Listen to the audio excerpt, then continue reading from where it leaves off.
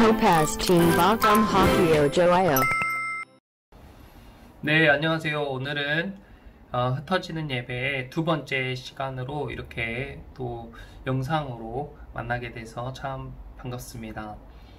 우리가 교회에서 예배를 드리던지 아니면 영상으로 이렇게 각자의 위치에서 예배를 드리던지 우리가 더 집중해서 늘 하나님과 동행하고 하나님의 임재를 경험할 수 있는 그런 시간이 될 수 있도록 우리가 함께 노력했으면 좋겠습니다. 오늘은 우리가 나훔서를 살펴볼 텐데, 사실 나훔서는 저에게도 그렇게 익숙한 성경이 아니고 교사 선생님들을 비롯해서 학생들에게도 매우 생소한 그런 성경일 것입니다. 그런데 우리가 성경을 볼 때에 익숙하고 내 마음에 와닿는 그런 성경들만 보는 것이 아니라 이렇게 골고루 성경을 보는 것이 굉장히 중요한데, 사실 이 나훔서는 내용 전체가 아수르와 니느웨에 관한 이야기들을 하고 있어요. 그렇기 때문에 읽어도 크게 감흥이 없을 수 있고, 또 예언서들의 공통된 그런 주제처럼 하나님께 대항하는 자들은 벌을 받는다, 이렇게 간단하게 생각하기가 쉽습니다. 하지만 우리가 작은 깨달음 그리고 작은 어떤 성과를 이루기 위해서는 그 부분만 딱 공략을 하면은 가능하지만, 우리가 큰 성과, 큰 깨달음을 얻기 위해서는 당장에는 불필요해 보이고 와닿지 않는 것들까지 이렇게 함께 익혀야 할 그럴 필요성이 있어요. 그러니까 마치 작은 나무는 자기가 베어버리고 싶은 부위만 쳐도 쉽게 넘어뜨릴 수가 있지만, 이 큰 나무들은 우리가 나무를 칠 때 보면 위아래 그 다음에 좌우를 골고루 이렇게 쳐서 결국에 그것이 한 점으로 모여졌을 때에 큰 나무가 넘어지거든요. 처음에는 왜 나무를 넘어뜨리는데 위를 쳤다가 아래를 쳤다가 반대편도 쳤다가 이렇게 왔다 갔다 하는지 이해가 안 될 수 있죠. 하지만 그렇게 골고루 나무를 쳐서 결국에 한 점으로 모이게 만들었을 때 비로소 그렇게 큰 나무도 넘어지는 것이다. 그렇기 때문에 큰 깨달음이나 깊이 있는 통찰들은 당장에 내 마음에 와닿지 않더라도 그것들을 우리가 마음에 새겨놓고 익혀두었을 때 결국에 그것이 다른 내용들과 만난 그 타이밍에 우리가 큰 깨달음 그리고 깊이 있는 그런 생각들을 할 수가 있게 되는 것입니다. 그런 의미에서 우리가 소예언서를 이렇게 골고루 살펴보는 것들, 평소에 잘 성경에서 눈여겨보지 않았던 소예언서를 처음부터 끝까지 쭉 이렇게 살펴보는 것은 상당히 의미가 있는 일이라고 생각이 됩니다. 나훔서 1장을 살펴보겠습니다. 1장 1절에 보면 니느웨에 대한 경고 곧 엘고스 사람 나홈의 묵시의 글이라 라고 이야기되어 있는데, 우리가 이 소예언서를 계속 반복적으로 보다 보니까 시작 부분에 어느 시대에 누가 글을 썼는지를 항상 명시하고 있는 것을 우리가 살펴볼 수 있는데, 그 조금씩 변화가 있단 말이에요. 이 나훔서에는 어떤 변화가 있는가? 이 나홈이 그 전에는 다른 호세아라든지 요엘이라든지 아모스에서는 이 선지자가 본 계시라, 들은 계시라 이런 말들이 있었는데, 이 나홈에서는 묵시의 글이라 이렇게 쓰여져 있어요. 그러니까 이 나훔서는 처음부터 구전으로 전파된 것이 아니라 애초에 글을 썼다는 거예요. 지금은 글을 쓰는 것, 책을 쓰는 것이 너무도 보편적이지만 이 당시에는 종이가 비쌌을 뿐더러 글을 남긴다는 것은 굉장히 의미 있는 일이었습니다. 그만큼 이 나홈은 니느웨라는 나라, 그 당시에 가장 번창하고 가장 강성했던 이 나라가 망할 것이라는 확신, 그리고 어떻게 망하고 그 나라가 어떻게 쇠락해져 가는가의 과정에 대해서 강한 확신을 가지고 있었기 때문에 과감하게 글로써 이 내용을 남길 수가 있었던 것입니다. 2절 위에 보면 소 제목이 니느웨에 대한 여호와의 진노예요. 우리가 잘 알다시피 니느웨는 아시리아라는 제국의 수도입니다. 여호와는 질투하시며 보복하시는 하나님이시니라. 여호와는 보복하시며 진노하시되 자기를 거스르는 자에게 여호와는 보복하시며 자기를 대적하는 자에게 진노를 품으시며. 여기에서 계속해서 반복되는 단어가 무엇이에요? 보복이에요. 보복. 하나님께서는 이 니느웨에 대해서 도대체 어떻게 당하셨길래 보복한다고 하고 있는 것일까요? 보복이라는 것은 먼저 당하고 그 당한 대로 갚아준다는 의미잖아요. 다시 되갚는다는 의미잖아요. 보복, 어떻게 당했길래 보복한다고 이야기하고 있는 것인지 잠깐 우리가 성경 앞으로 돌아가서 열왕기 하를 같이 한번 살펴보도록 하겠습니다. 열왕기 하 18장을 보면 이 히스기야라는 왕이 유다의 왕으로 세워지면서 참 훌륭한 일을 많이 했는데 18장 4절에 보면 그가 산당을 제거하고 주상을 깨뜨렸어요. 그리고 아세라 목상, 그러니까 우상들을 다 회파하고 무엇까지 없애버렸냐면 모세가 만들어놨던 놋뱀 있잖아요. 광야를 횡단할 때 이스라엘 백성들이 범죄함으로 하나님께서 불뱀을 보내셨어요. 그 불뱀에 물린 사람들은 2, 3일이 못 지나서 다 죽게 되었습니다.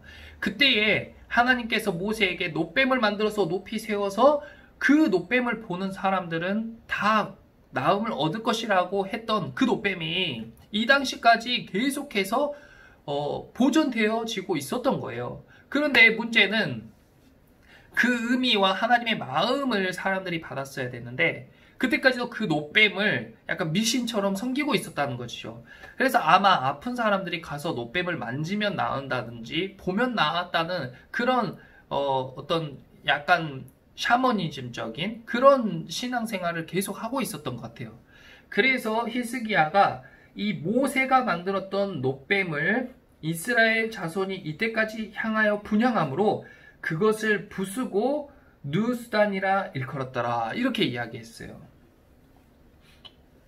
그래서 이후에 이 우상들을 다 없애고 하나님을 신실하게 따르려고 하다 보니까 이 왕이 전대왕이었던 아하스가 이 아수르와 연합을 해서 이 아람과 이스라엘이 망하게 했잖아요. 그러니까 이 유다는 아람과 친밀한 관계를 유지하고 있었는데 이 히스기야가 보니까 저 폭력국가, 저렇게 부도덕하고 무도한 무리들을 하나님을 따르는 신실한 우리가 함께 동반할 수 없다라고 생각했는지, 우리는 저렇게 부도덕하고 무도한 무리와 함께 할 수 없다, 하나님을 따르는 사람들이. 당연하죠. 잘하는 거죠. 그래서 이 아수르 왕을 배반했어요. 그런데 이제 여기서부터 문제가 터지는 겁니다.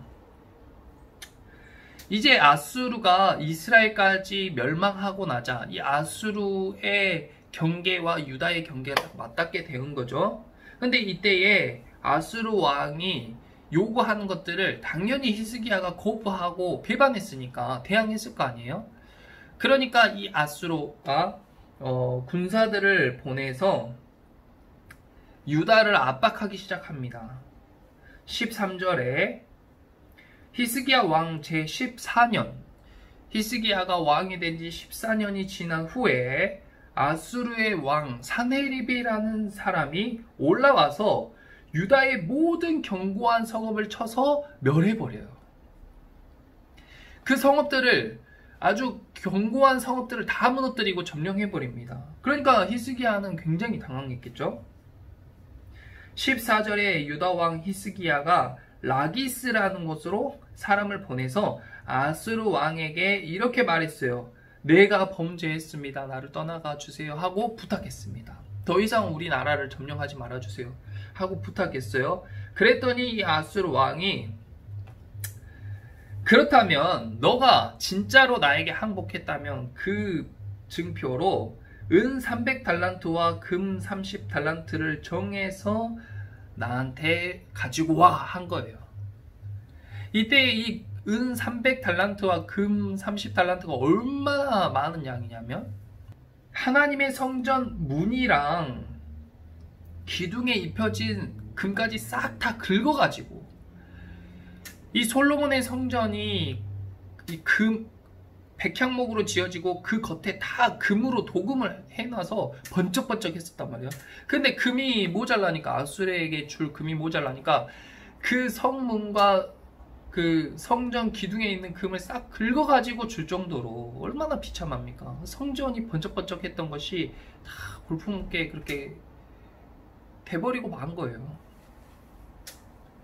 그렇게 수모를 겪고 이것으로 끝이 아닙니다. 하나님의 성전에 있는 금을 싹 긁어다가 아수르에게 바쳤는데 이 이후에 17절에 보면 어떤 일이 있었는지 아수르 왕이 다르단과 랍사리스와 랍사기로 하여금 대군을 거느리고 라기스에서부터 예루살렘으로 가서 히스기야 왕을 치게 했어요.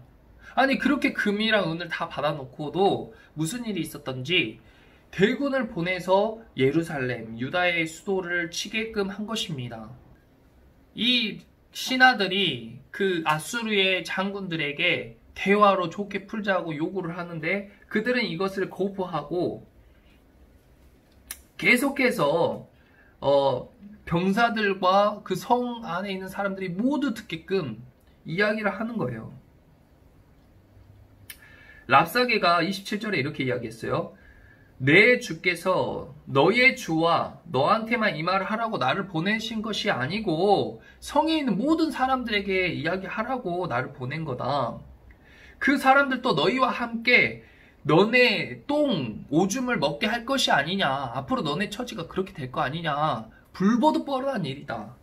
응? 너네는 이제 그렇게 될 거야 하면서 백성들이 그 말을 들었을 때 얼마나 두렵고 떨렸겠어요. 왕의 무능력함으로 말미암아 이제 자신들이 정말로 근데 이전에 그런 일을 겪어봤잖아요.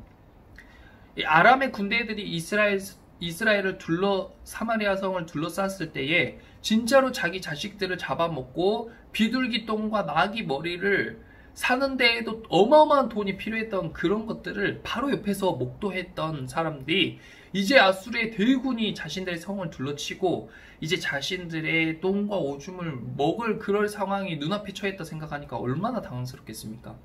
그러니까 이 여호와김을 위시한 이 신하들이 제발 좀 조용히 해달라고 요청하는데 더 큰 소리로 이 장군들이 외치는 거예요. 그러면서 33절에 이 장군들이 정말 해서는 안 될 말을 했는데 그게 무엇이냐면 민족들의 신 중에서 어느 한 신이 그의 땅을 아수르의 왕의 손에서 건진 자가 있냐? 아니 세상에 어느 신이 우리를 막을 수 있겠냐? 너네 신, 너네가 그렇게 믿고 따른 하나님이 히스기야 왕은 하나님이 다 보호해 주실 거라고 하는데 너네 그 말 믿지 말아라. 전 세계에 우리가 지금 전 세계를 다니면서 나라들을 다 점령했는데 어느 한 신도 우리를 막아낸 신이 없었다라고 큰소리 치는 거예요. 36절에 백성이 잠잠하고 한마디도 그에게 대답하지 아니하니 이는 왕이 명령하여 대답하지 말라 하였음이라 이렇게 이야기했어요. 정말 비참합니다. 이 말을 한 시점으로부터 약 100년 후가 이 나홈이 지금 이야기하고 있는 시점이에요. 아니, 너무나도 강력하고 정말 세상에 두려울 것이 없는 나라, 그리고 문화, 경제력, 그 다음에 군사력이 모두 압도적이라서 결코 무너지지 않고 어떤 나라도 물리칠 수 없을 것 같았던 이 아수르가 가장 왕성한 시기에 나홈이 이런 글을 쓴 것입니다. 다시 나홈으로 돌아가서 1장 3절에 여호와는 노하기를 더디하시며 이렇게 이야기했어요. 하나님은 노하기를 더디하시며 이 이야기를 왜 했냐면 왜 아수르가 이렇게 흥할 수 있었는가? 이전에도 너무나도 난폭하고 사람을 갈고리로 끌고 다니고 길을 가다가 속도가 늦춰진다는 이유로 어린아이와 늙은이들을 그 자리에서 쳐 죽일 정도로 그렇게 잔인한 사람들이 어떻게 이렇게 흥할 수 있었던가? 그 이유는 바로 하나님께서 노하기를 더디하시는 분이시기 때문이라는 것이죠. 2장입니다. 2장의 니느웨의 멸망을 이제 본격적으로 이야기하고 있는데 2장 1절에 파괴하는 자가 너를 치러 올라왔나니 이렇게 이야기했어요. 우리가 잘 이해하고 생각하는 하나님의 모습은 창조하신 하나님, 사랑의 하나님이 굉장히 우리 이미지에 각인이 되어 있습니다. 하지만 하나님의 속성은 그것뿐만이 아니에요. 첫 번째, 하나님은 창조하신 분이십니다. 이 세상 온 천지 만물을 다 창조하신 분이십니다. 두 번째는 지키시는 하나님이세요. 이 세상이 유지되고 잘 돌아갈 수 있게 아침에 해가 뜨고 밤이 되면 해가 지고 또 물은 위에서 아래로 흐르고 계속해서 이 순환과 생명의 유지가 될 수 있도록 하시는 분도 하나님이십니다. 근데 마지막 세 번째로 파괴하시는 분도 하나님이세요. 노아의 홍수로 세상에 물로 심판하셨고 바벨탑도 흩으셨습니다. 하지만 그렇게 하기까지 굉장히 신중하고 오래 참으시는 분이십니다. 하지만 일단 파괴를 시작하면 무섭게 파괴한다는 것이에요. 파괴하는 자가 너를 치러 올라왔나니 너는 산성을 지키며 길을 파수하며 네 허리를 견고히 묶고 네 힘을 크게 굳게 할지어다. 이것은 진짜로 대비를 그렇게 단단히 해라 라는 뜻이 아니고 너가 어디 한번 대비해봐라. 하나님께서 이제 작정하셨는데, 보복하기로 작정하셨는데, 파괴하기로 작정하셨는데 어디 너가 한번 방비해봐. 할 수 있는 만큼 막아봐. 한번 하나님이 작정하셨는데 하나님을 한번 막아봐라. 이렇게 이야기하고 있는 것입니다. 여기서 재미있는 것이 6절에 이제 아수르가 니느웨가 막 멸망당하는 장면을 묘사하고 있어요. 그런데 그러면서 6절에 뭐라고 되어 있냐면 강들의 수문이 열리고 왕궁이 소멸되며 라고 이야기하고 있습니다. 이 고대 문명들은 특히 강 주변에서 번창을 하게 됐는데 니느웨 또한 이 강이 굉장히 장점이었습니다. 그런데 이 니느웨를 치는 이 바벨론과 메대 연합군이 정말 무섭게 용사들이, 아주 붉은 용사들이 그들을 공격하기 위해 막 쳐들어온단 말이에요. 그런데 니느웨에는 아주 크고 강한 성벽이 있었어요.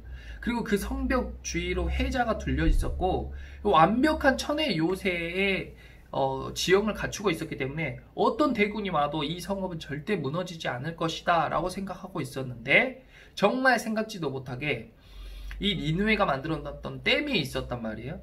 이 댐을 막은 다음에 물을 가득 채워놓고 그 댐을 무너뜨리니까 한순간에 강을 통해서 큰 물이 홍수가 일어난 것입니다. 홍수가 일어나니까 흙으로 만들었던 성벽이 어떻게 되겠어요? 쉽게 무너져 내려버리는 거예요. 지금 생각해보면 너무 간단한 전략처럼 생각될 수 있지만 이 당시에는 획기적이고 생각지도 못했던 방법이었던 것입니다.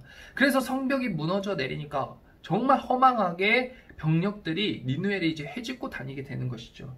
그들이 저질렀던 만행 그대로 당하게 된 것입니다. 10절에 니느웨가 공허하였고 황폐하였도다. 주민이 낙담하여 그 무릎이 서로 부딪히며. 아니 그 강력하고 아수르가 어떤 나라예요. 이 병사들이 얼마나 용맹하면 막 사자를 맨손으로 때려잡을 정도로 용맹했던 그런 사람들 아니에요? 전 세계에 두려울 곳이 없었던 그 사람들이 이제 자신들이 행한 그대로 보응을 받으니까 정말 이제 낙담하고 무릎이 부딪힐 정도로 두려워 떨었다는 거예요. 그다음에 모든 허리가 아프게 되고 모든 낯이 빛을 잃었도다. 이 아수르가 이렇게 멸망을 당할지 아무도 생각 못했습니다. 죄가 사무친 나라였어요. 3장에 보면 화 있을진저 피의 성이여 이렇게 이야기하고 있는데 이 부분을 주목해 봐야 됩니다. 아수르는 겉보기에 피의 성이 아니었어요.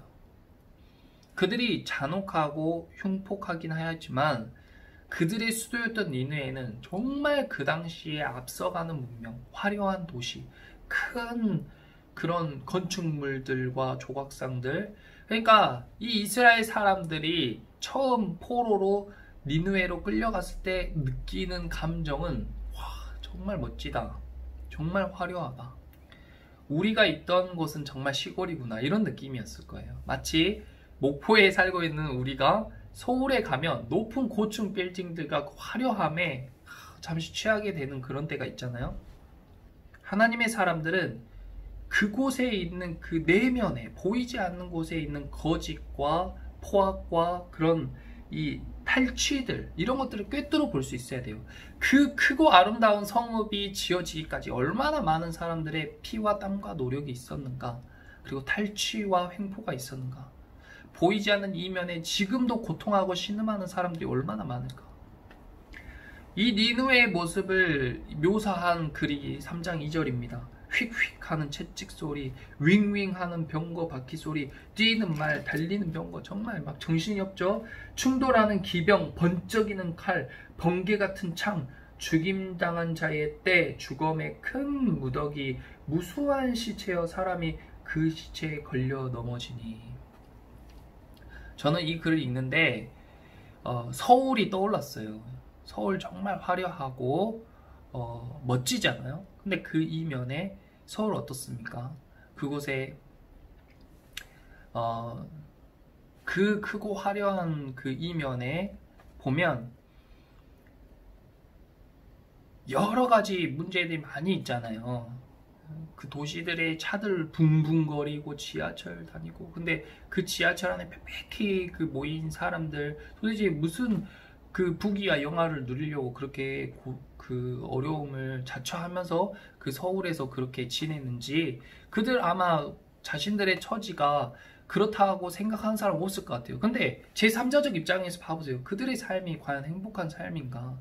새벽부터 빽빽한 지하철에서 정말 그 콩시루처럼 모여가지고 출근하고 퇴근하고 핸드폰만 그렇게 보면서 그렇게 있죠. 또 그 지하철 저녁에 가보십시오. 거기 노숙자들이 가득 차 있고, 또 서울의 그 거리마다 술 취한 사람들, 그 다음에 젊은 사람들이 클럽에서 파티할 때에 정말 많은 사람들이 마약을 하는 사람이 정말 늘어나고 있어요. 성형하는 사람들 늘어나고 있죠. 그리고 도시에 남자 같은 여자들, 그리고 여자 같은 남자들이 즐비하고, 퀴어 축제라고 해서 동성애 축제를 하고, 정말 죄가 정말 가득한 도시. 크리스찬이라면 그것을 꿰뚫어 볼 수가 있어야 되는 것이죠. 거기에 화려함에 취해서는 안 됩니다. 3장 4절에 보세요. 이는 마술에 능숙한 미모의 음녀가 많은 음행을 행함이라. 그가 그의 음행으로 여러 나라를 미혹하고, 미혹하잖아요. 여러 나라를 미혹하잖아요. 대도시들은 미혹해요. 뉴욕도 미혹해요.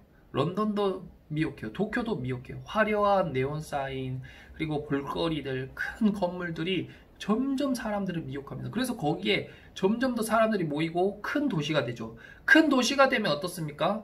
그곳 가운데 좋은 일들이 많이 일어나고 정말 도덕적이고 정말 본이 되는 그런 도시가 됩니까? 그러지 않죠. 겉보기에 화려하고 크고 장엄한 것은 있지만 정말 보이지 않는 곳에 아까 이야기했던 거짓들이 난무하고, 그 다음에 폐역과 부도덕과, 그 다음에 보이지 않는 곳에서 착취와 약탈이 계속되고 있잖아요. 잘못된 건데 잘못된 것을 인지하지 않는 것입니다. 그리고 좋은 게 아니고 옳은 것이 좋은 것이라는 확실한 신념을 크리스찬이 가지고 있어야 돼요. 그럼 무엇으로 분별하냐? 성경의 말씀으로 분별하는 것이죠. 세상은 온통 거짓으로 이미 가득 차 있습니다. 미혹당해서는 안 돼요. 도시는 계속해서 사람들을 미혹해서 끌고 가는 힘이 있습니다. 이 젊은 친구들, 토파즈 친구들도 너무 서울을 동경해서는 안 돼요. 목적에 의해서 갈 수 있죠. 갈 수 있는데 그 이면을 정확히 꿰뚫어 보고 거기에 미혹당하거나 취해서는 안 된다는 것입니다. 거기 가서 성형하고 클럽에서 파티하고 퀴어 축제 이런 데 다니고 그러면 안 된다는 거예요. 좋은 것을 취하고 나쁜 것을 분별력, 마지막 때 꼭 필요한 분별력을 갖추시기 바랍니다. 마지막으로 3장 18절 19절. 아수르 왕이여, 네 목자가 자고 네 귀족은 누워 쉬며 내 백성은 산들에 흩어지니 그들을 모을 사람이 없도다. 이 도시의 말로가 어떻습니까? 정말 전 세계에서 유능한 사람들이 다 모였다고 하는 이 도시에 이제 이 왕을 도울 사람들이 누워 자고 쉬고 눈에 찾아도 보이지 않는다는 것입니다. 네 상처는 고칠 수 없고 네 부상은 중하도다. 내 소식을 듣는 자가 다 너를 보고 손뼉을 치나니 이는 그들이 항상 내게 행패를 당하였음이 아니더냐. 이렇게 비참할 수가.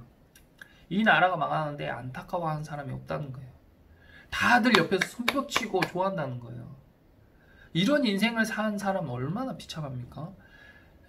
한 사람이 장례식을 치르는데 눈물 흘려주는 사람이 한 명도 없고 잘 죽었다고 다 손뼉을 치고 있다고 생각해 보세요. 얼마나 비참합니까?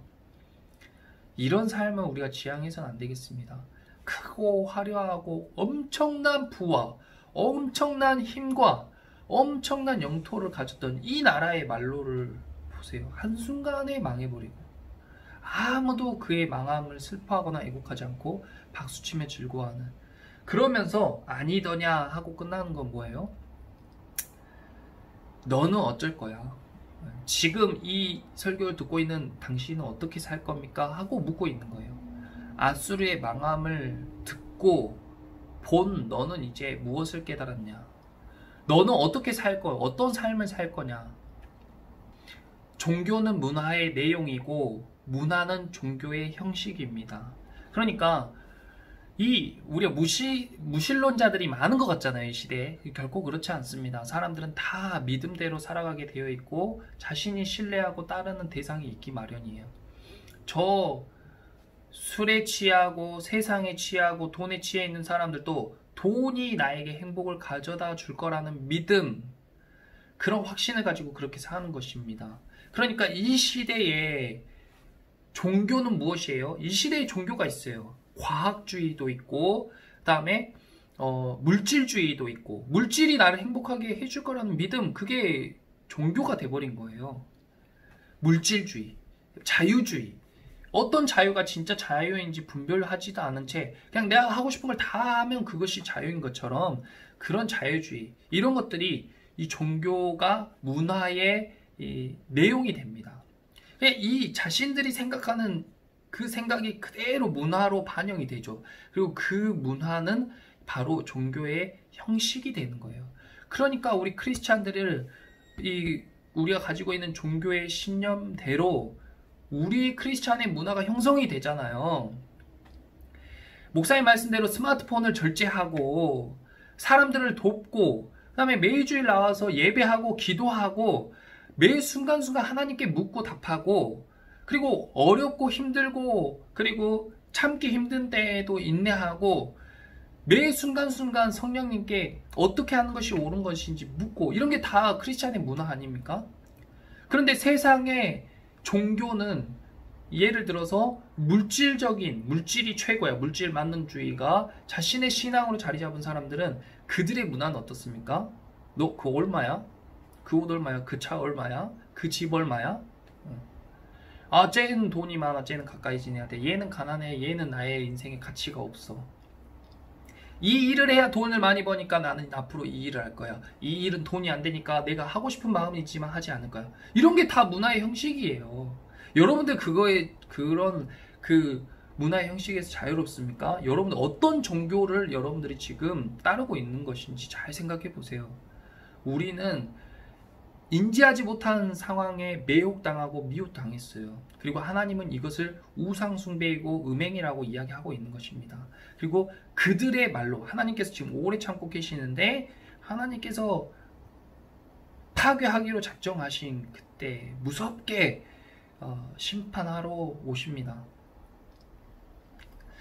자, 오늘 같이 나홈서를 살펴보았는데 다소 거부감이 들고, 하나님의 사랑의 메시지는 우리가 참 듣기가 좋지만 심판의 메시지, 파괴의 메시지는 듣기가 거북합니다. 하지만 우리가 하나님의 사랑만큼 하나님의 공의도 잘 알아야 되는 것이에요. 이 균형감이 크리스찬을 건강하게 만들어주는 것입니다. 그리고 우리가 제가 아까 이야기했다고 해서 서울은 막 무조건 나빠, 이거 아니에요. 오해하지 마세요.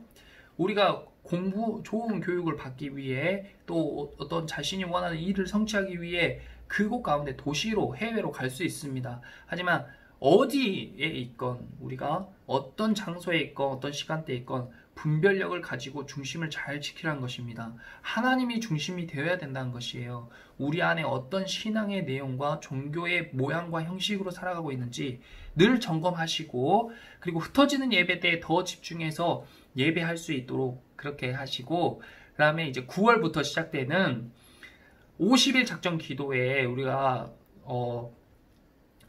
코로나 때문에 상황이 어찌되든 50일 작전 기도회를 이제 하게 될 텐데, 여러분들 꼭 크리스찬의 특별함은 기도한다는 것이죠. 꼭 기도해야 됩니다. 근데 기도를 어떻게 해야 될지 방법도 잘 모르고 기도가 도대체 무엇인지 내용도 잘 모르시는 학생들이 많이 있을 거예요. 특히 우리 토파즈 기도가 좀 약한 것 같아요. 이번 50일 기도 때에는 기도의 내용과 그 방법들을 잘 설명하면서 같이 기도를 배우고 기도해 보도록 할 테니까 정말 이 시대에 온전한 하나님의 사람들로 세워질 수 있도록, 그리고 이렇게 세상이 요동할수록 더욱더 크리스찬은 돋보이고 분명해지게 되어 있습니다. 세상이 고난과 핍박이 올수록 크리스찬들은 점점 더 선명하게 드러나고 향기를 뿜어내게 되어 있어요. 저를 비롯한 여러분들 모두가 정말 하나님의 사람들로 바로 서는 그런 토파즈 학생들이 다 될 수 있기를 예수님의 이름으로 기도합니다. 말씀이 아니고 지금도 성령님께서 우리에게 하고자 하는 말씀을 전해주는 도구다.